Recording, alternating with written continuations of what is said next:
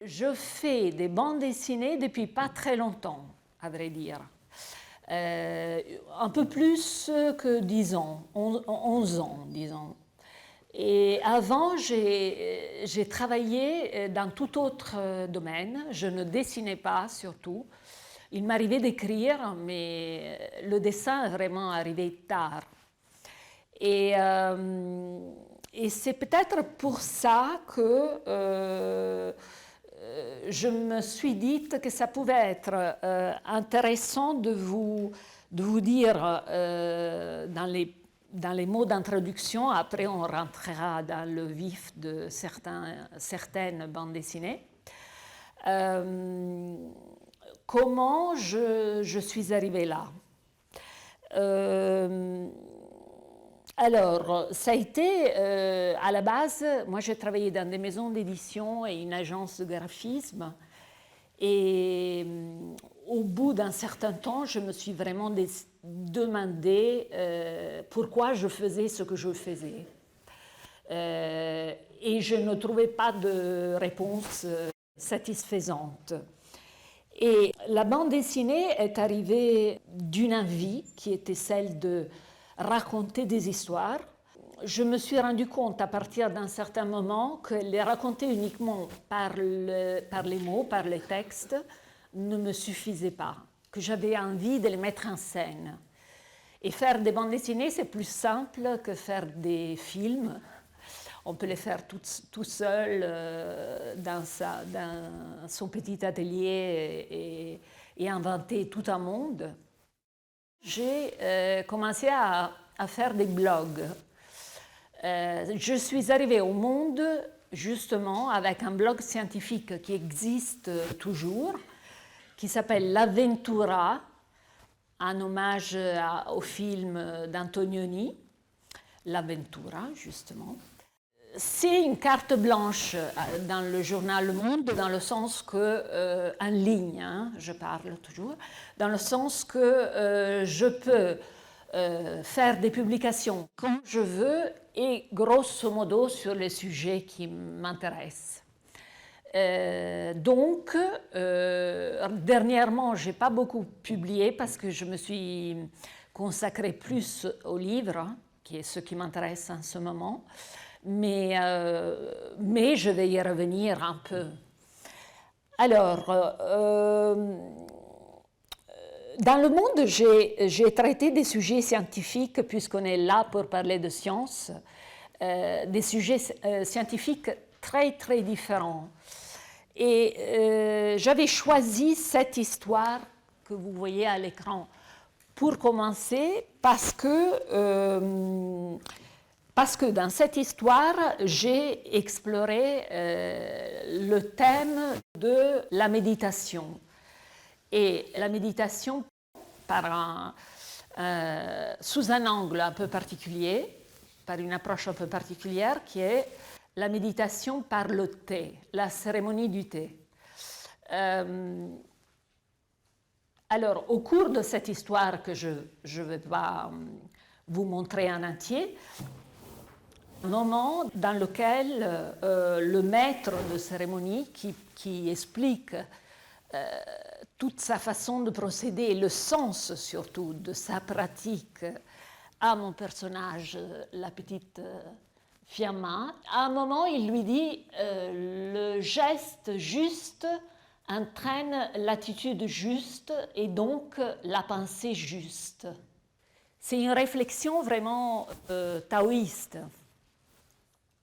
Et en faisant de la bande dessinée, moi, je me suis rendu compte que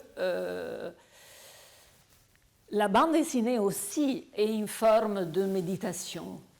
C'est une forme c'est un travail, comme pratiquement tout travail artisanal, dans lequel on s'impose une discipline et on se l'impose et en même temps, grâce à cette discipline, on arrive à coïncider avec l'instant présent et à se concentrer.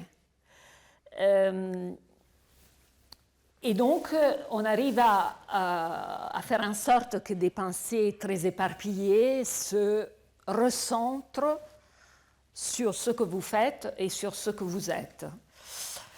Et dans l'histoire en particulier, là, comme je vous disais, la forme choisie est la cérémonie du thé, mais il y a plein d'autres activités qui se prêteraient au même type de discours. Alors, pour moi, la bande dessinée a été une façon justement de cheminer en répondant à des questions que je me posais et aussi un moyen de donner libre cours à mes obsessions, comme je les appelle. Je voulais vous montrer, pour vous montrer comment je travaille, pour commencer une histoire. Une histoire qui a été une commande de l'université de Bordeaux. Alors, la demande de l'université était il faut mettre en scène le thème du traumatisme. Il y avait des chercheurs qui travaillaient sur le traumatisme crânien et qui cherchaient un moyen de détecter le traumatisme advenu pas par des radios, parce qu'au bout d'un certain temps, on ne repère plus les traces d'un traumatisme advenu, mais par des analyses. Et en fait, leur idée était que suite à un traumatisme ou à un gros stress psychologique ou maladie psychiatrique, le cerveau se remodèle et grâce à la plasticité cérébrale, de nouvelles connexions se créent. Et donc, si on marque, et donc il y a une prolifération de glycoprotéines. Si on marque les sucres qui s'accrochent à ces glycoprotéines, on peut détecter le traumatisme. Bon, donc, sujet que moi, a priori, vu comme ça, je qualifierais d'assez indigeste. Comment on va raconter ça? Alors, dans toutes mes histoires, ce que j'essaye de faire, justement, c'est ne pas simplement mettre en scène une vulgarisation comme dans un manuel, en utilisant des mots et des images là où c'est nécessaire, mais à créer un vrai scénario, une vraie aventure. Donc, dans ce cas en particulier, je ne sais pas comment, mais très rapidement, je me suis mise à penser à Rimbaud. Alors, Rimbaud, pourquoi Rimbaud? J'étais en train de lire des poésies de Rimbaud qui sont magnifiques. Et Rimbaud, comme vous le savez, j'imagine, et si vous ne le savez pas, je vous le dis maintenant, il a changé de vie très rapide, très précocement dans sa vie artistique. C'était un génie qui a écrit des poésies très jeunes. Et puis, à partir dans la trentaine, elle me semble, j'ai peut-être quelqu'un à ma droite qui peut le confirmer, a changé complètement de vie et il a commencé à faire du commerce avec l'Afrique. Alors, tout d'un coup, je me suis dit, mais tiens, c'est un cas par lequel on pourrait raconter cette histoire. Est-ce que Rimbaud ne pourrait pas avoir eu un traumatisme? Et peut-être une dispute avec Paul Valéry et un traumatisme crânien qui a fait qu'il a, dans ses 33 ans, complètement changé de vie et a abandonné la poésie pour s'engager dans le commerce. Et c'est ce que je fais dans cette histoire. Alors là, justement, je mets en scène mon personnage avec les deux chercheurs qui sont à l'origine de ce projet. Et on est à un dîner et moi je déclame Rimbaud. Et eux, ils commencent à parler de... Donc j'évoque mon hypothèse et eux, ils m'expliquent sur quoi ils travaillent et ils me disent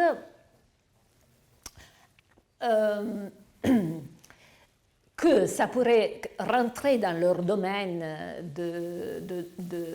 d'exploration scientifique parce qu'ils pourraient très bien avoir eu un choc et un traumatisme.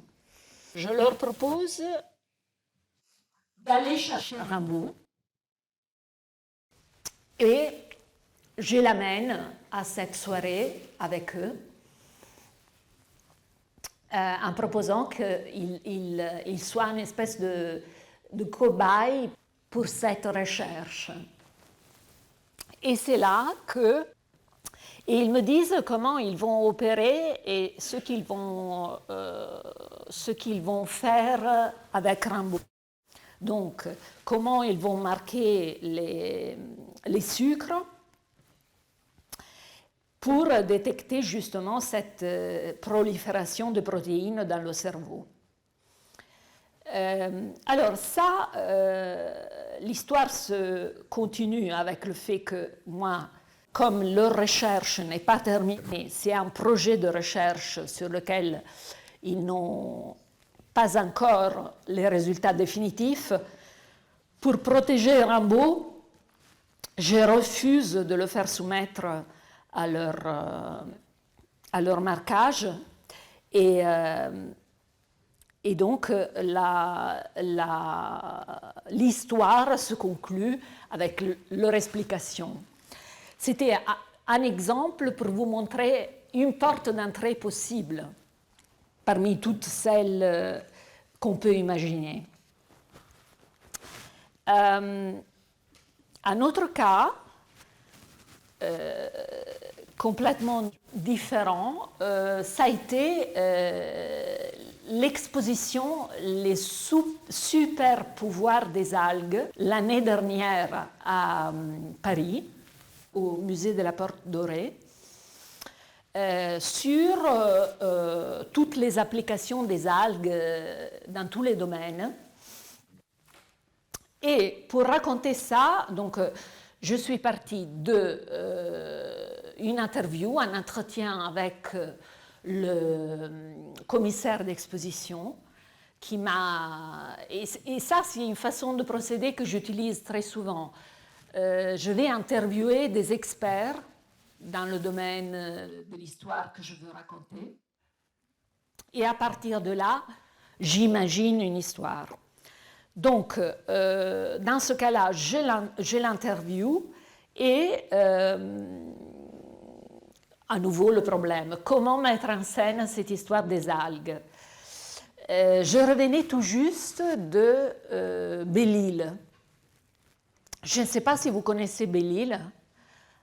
C'est une petite île magnifique bretonne, sud de la Bretagne, complètement colonisée par des Parisiens que moi je définis éco-snob, parce que c'est vraiment un truc, c'est une faune assez spéciale.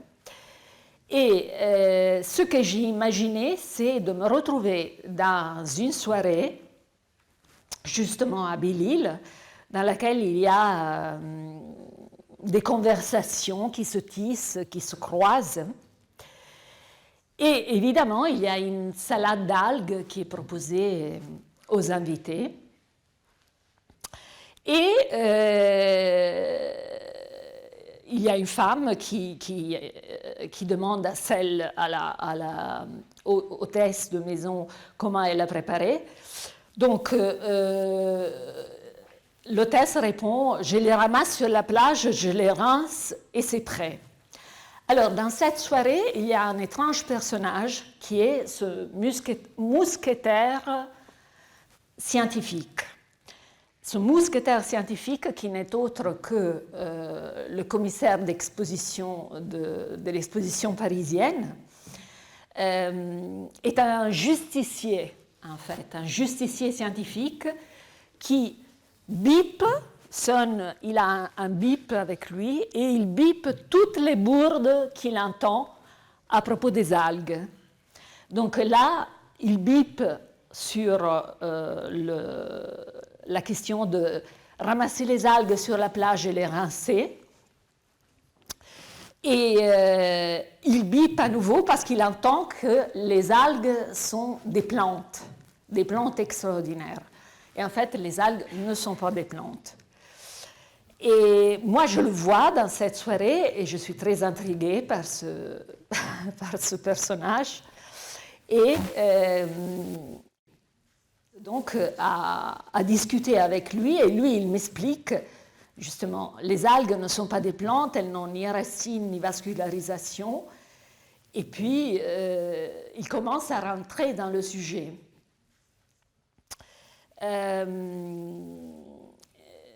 Toujours l'hôtesse de maison, parce qu'elles sont si riches en protéines, pas spécialement bip à nouveau, parce que c'est une autre bourde. Alors, ça pour vous montrer un peu Dominique Duché, commissaire de l'Expo. Pour vous montrer une autre approche possible. Plus récemment, en 2020, j'ai été contactée pour un livre qui est là à l'entrée, La médecin, un livre qui a été publié chez Stock. Donc, en plein Covid, premier confinement, l'éditeur a eu la volonté de faire un livre qui raconte toute la crise sanitaire en France et ce qui s'est passé en France avec l'arrivée de ce nouveau virus, donc à partir de fin 2019 jusqu'à quand le livre est sorti pratiquement. Et ils ont contacté une infectiologue du nom de Karine Lacombe, qui à l'époque était très médiatisée, qui passait beaucoup à la télévision. Et ils ont cherché un auteur dessiné qui puisse faire un reportage à l'hôpital et qui puisse raconter en fait tout ce qui s'était passé dans ces mois très difficiles de décembre à l'été. Alors, moi j'ai commencé à y travailler grosso modo fin avril sur un livre qui devait sortir en novembre et pour lequel je devais livrer tout le matériel tout début septembre. Donc ça a été une course vraiment fatigante. Mais l'autre chose qui a été pour moi un peu compliquée sur ce livre a été la relation avec l'éditeur, qui voulait en fait de moi que je fasse un simple reportage de tout ce qui s'était passé à l'hôpital ces mois-là. Et moi, je suis allée à l'hôpital, j'ai interviewé tout le personnel soignant, outre Karine Lacombe, qui était vraiment le centre de toute l'histoire. Et je me suis rendu compte rapidement que même si dramatique, tout ce qui se passait à l'hôpital, du point de vue des soignants, c'était surtout une masse de travail gigantesque, mais à côté de ça, une suite, en gros, de réunions et de plans de crise après l'autre. Donc, si moi, j'ai raconté ce qui se passait à l'hôpital pendant ces mois-là, j'aurais dû essentiellement raconter des réunions de médecins. Et j'ai trouvé que ce n'était vraiment pas passionnant de rentrer dans ce sujet par ce biais. Et donc, ce que j'ai fait, c'était de proposer à l'éditeur de centrer toute l'histoire sur deux femmes. La médecin, qui est vraiment la protagoniste, en mettant en scène aussi sa vie privée, non seulement sa vie de soignante, et une patiente que j'ai créée, qui est un peu une agrégation de plein d'histoires que j'ai recueillies, parce que j'ai interviewé aussi des patients, notamment en réanimation. Et donc, dans ce livre, j'ai raconté le parcours de ces deux femmes qui arrivent à se rencontrer quand la patiente arrive en réanimation actuellement, éventuellement. Et sans me censurer aussi sur le fait de mettre en scène les doutes et les interrogations que pouvait avoir justement une infectiologue, même une infectiologue de renom comme Karine Lacombe.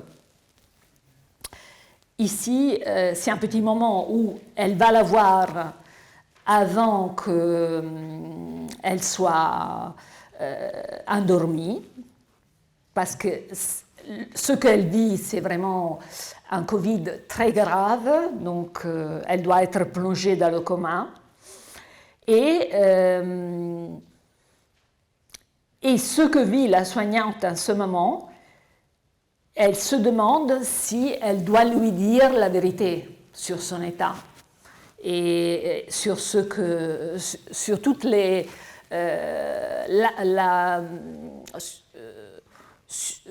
sur le caractère aléatoire de ses conditions et de sa situation.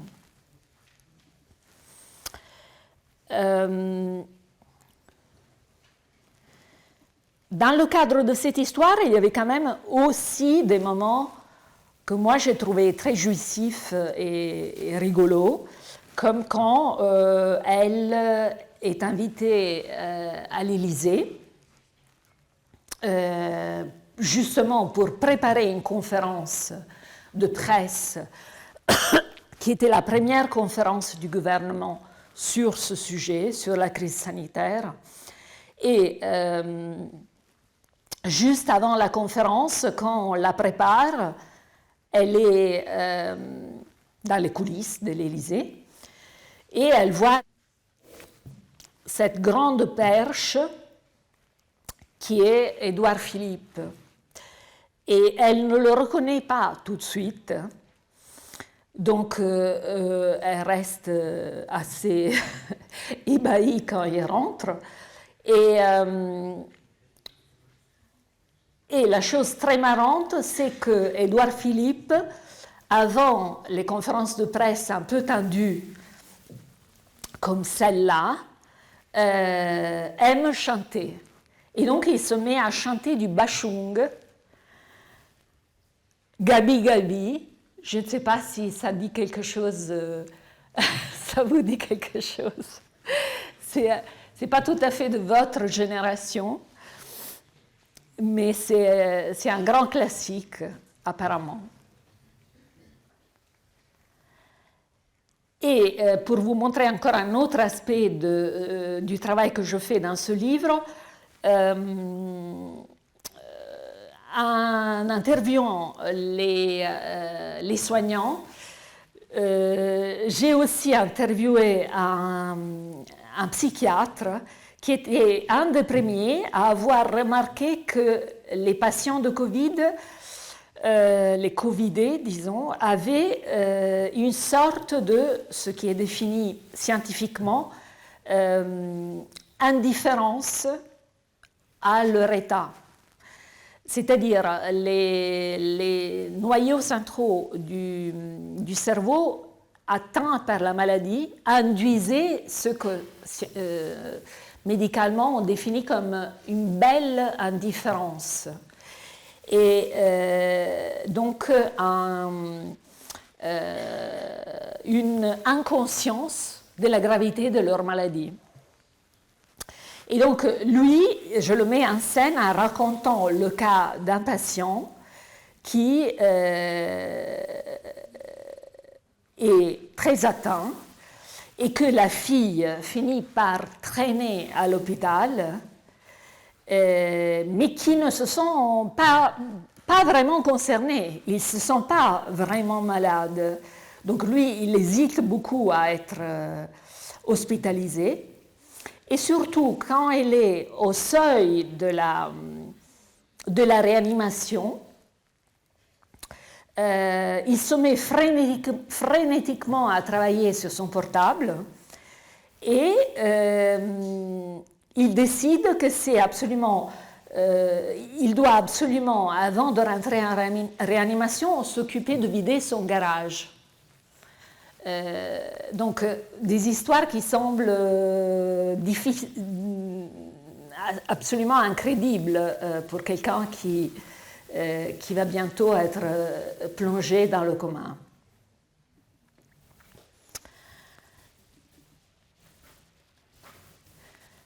Alors là, sur le Covid, moi j'avais fait toute une série de parutions parce que j'avais essayer d'explorer le thème sous toutes les facettes possibles.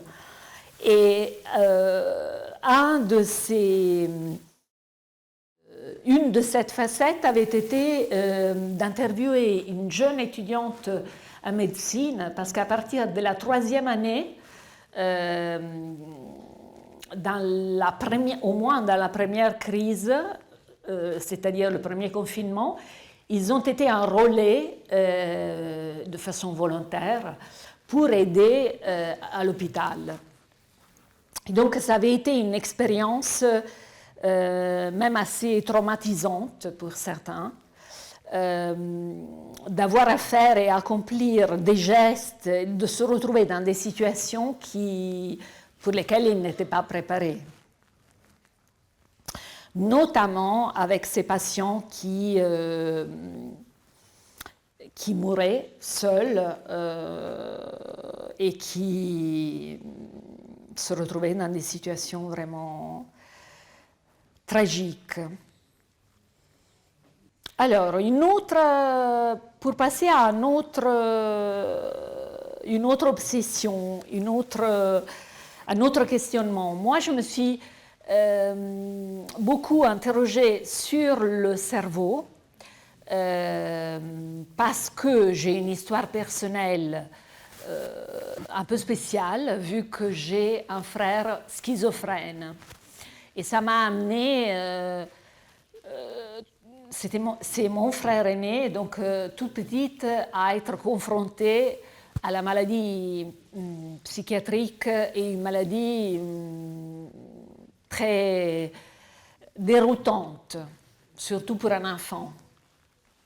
Donc, une des choses que j'ai faites ces dernières années, c'était de publier un livre sur le cerveau, qui est sorti chez Delcourt en 2016, et qui voulait être un hommage à un neurologue très connu, Oliver Sacks, mort maintenant, qui avait fait un livre dans les années 80, donc vraiment dans un autre monde, qui s'appelait L'homme qui prenait sa femme pour un chapeau, qui était un recueil d'histoires de ses patients atteint des pathologies les plus étranges, parmi lesquelles il y avait justement un homme qui avait perdu la capacité d'identifier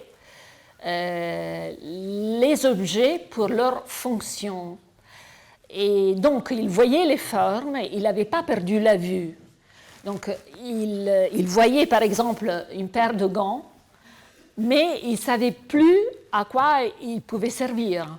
Il ne les reconnectait plus à leur fonction. Et en quittant le cabinet de ce neurologue un jour de consultation, justement, il avait pris sa femme pour un chapeau. Et vu cette forme, il avait essayé de l'attraper, de se la mettre sur la tête. Donc, ça pour vous expliquer le titre, d'où ça vient et le livre qui l'a inspiré. L'époque très lointaine était une époque aussi dans laquelle les neurologues faisaient un travail complètement différent parce qu'ils s'attelaient à recevoir des patients avec toutes sortes de pathologies. Quand moi, j'ai décidé de m'intéresser au cerveau et j'ai décidé de faire un livre, le métier avait complètement changé. Donc, quand je suis allée à l'hôpital de la Salpêtrière, à l'Institut du cerveau, on m'a rapidement expliqué que maintenant, les neurologues sont hyper spécialisés et chacun s'occupe d'une pathologie et donc d'une région très précise du cerveau. Il ne voit que des patients atteints par cette pathologie. Donc, mon livre, en fait, a été une collection à tous les étages de l'ICM de récits de différents neurologues que j'ai mis en scène pour raconter, en partant de la pathologie, la physiologie du cerveau et donc comment il fonctionne. Et là, c'était ce que je vous montre ici, ce sont des images d'une histoire sur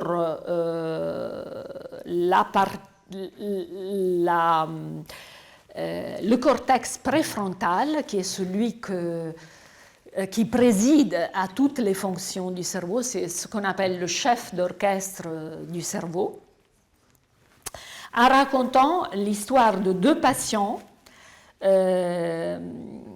qui avaient été opérés il y a longtemps, lobotomisés. Donc, on leur avait, à cause du fait qu'ils avaient une tumeur, on lui avait enlevé en urgence une partie de ses lobes frontaux. Et le résultat était que ils avaient l'air tout à fait normal. C'est pas ça.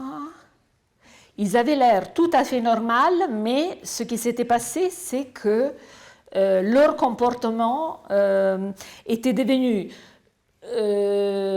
totalement inconséquent. Ils avaient impertinent, inconséquent. Ils développaient des comportements à risque, par exemple.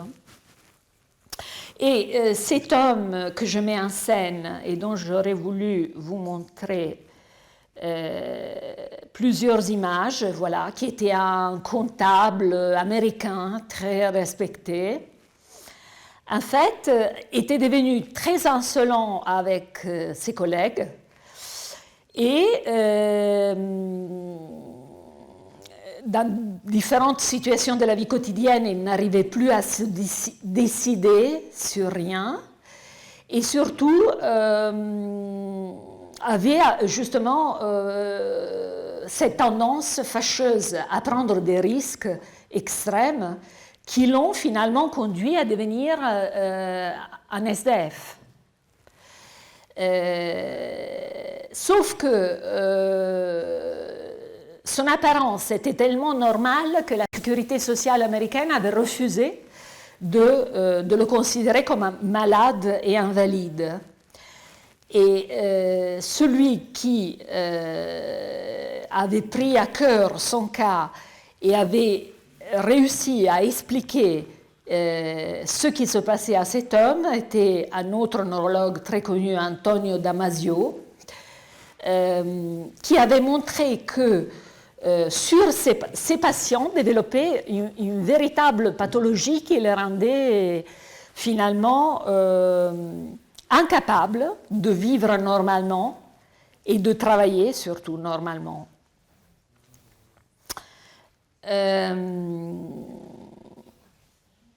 Alors, dans cette histoire, j'avais mis en scène aussi un dialogue que mon personnage avait avec son propre cortex préfrontal qui lui racontait des histoires.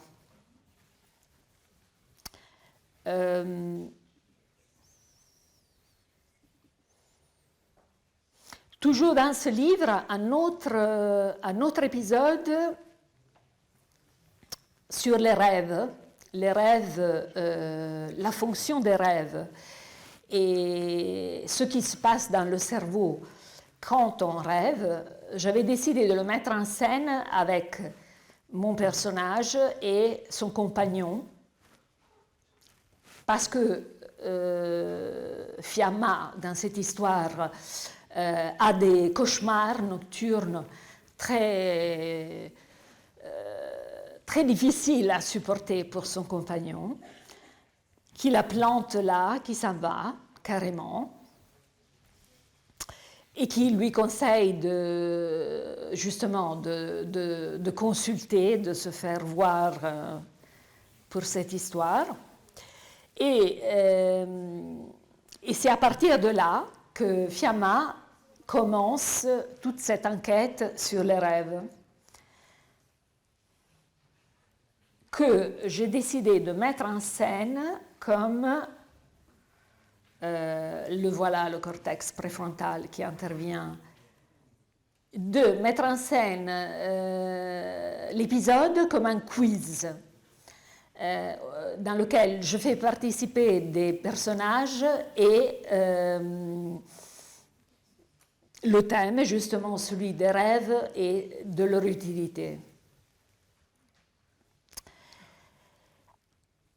Alors, qui a moins à voir avec les sciences, qui est le dernier livre que j'ai publié et qui est un livre sur la philosophie et les enfants. Philosophie et les enfants, un projet qui est né du fait que je suivais des ateliers de philo avec des petits, école primaire et école maternelle, et que j'avais trouvé tout ça vraiment amusant, intéressant à tous les points de vue. Et comment traduire tout ça dans un livre? Alors, à partir d'un certain moment, le projet du livre est né parce que la ville de Sarcelles, en banlieue parisienne, est très impliquée dans l'éducation et en particulier dans l'enseignement de la philosophie à l'école. Et donc, toute l'histoire se situe à Sarcelles avec l'idée que les grands philosophes de l'histoire de la philo soient incarnés par des habitants de Sarcelles. Donc, il y a une intrigue que je développe dans laquelle les enfants, il y a des enfants qui disparaissent et leurs frères et sœurs qui se lancent dans une enquête pour les retrouver. Et finalement, on va découvrir que les disparus ont fui pour rejoindre Socrate, devenir des disciples de Socrate. Et dans cette enquête, dans laquelle les enfants sont à la recherche de ce qui s'est passé, on les voit dans chaque épisode interagir avec un philosophe différent. Donc là, il y a Sartre, un garçon de café, qui leur explique la différence entre être et exister. Et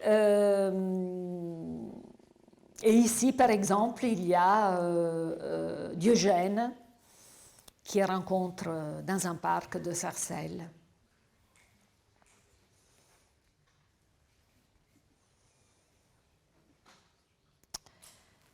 Alors, une dernière chose, une des rencontres les plus marquantes que j'ai eues a été à l'hôpital Necker à Paris. Encore une fois avec un neurologue qui s'appelle Isabelle Deguerre et qui a voulu que j'assiste dans son atelier, dans son cabinet, à des consultations pour mettre en scène ce que c'était le quotidien d'un médecin, neurologue, à l'hôpital aujourd'hui avec des jeunes patients. Et ma façon de le raconter, parce que c'est comme ça que je l'ai vécu, et vraiment ça m'a vraiment touchée, c'était de l'aborder en arrivant à... je ne sais pas si vous êtes familier avec la topographie de Paris, mais l'hôpital Necker est sur les grands boulevards, à la limite du 6e arrondissement. Le 6e arrondissement est une des zones les plus favorisées de la capitale, probablement de France. Donc, on passe d'un univers qui est tout friqué, particulièrement soigné, où il n'y a que des boutiques comme je l'ai mis en scène dans cette rue, où il y a les délices, les bonbons, et dans la rue, on croise des mamans avec des poussettes assorties à leur tailleur. À un univers hospitalier dans lequel on a affaire à des cas extrêmement durs et compliqués, et pour la plupart en neurologie, des cas pour lesquels il n'y a pas de soins, comme on dit, mais uniquement de l'accompagnement. C'est-à-dire que les médecins ne peuvent que essayer d'améliorer le quotidien de ces patients, mais ne peuvent pas faire grand-chose de plus. Et c'est ici, justement, en côtoyant ce neurologue, que j'ai appris que la peau est la carte de visite du cerveau. Dans le sens que beaucoup de ces patients présentaient des signes dermatologiques de leur maladie. Et ça parce que la peau et le cerveau, au niveau embryonnaire, se développent au niveau cellulaire dans le même... pour utiliser les termes exacts, dans la même couche de cellules embryonnaires.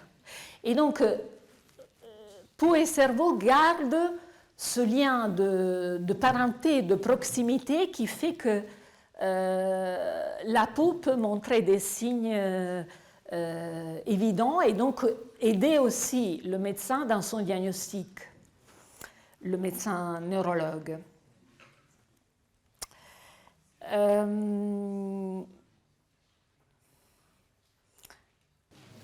Merci beaucoup.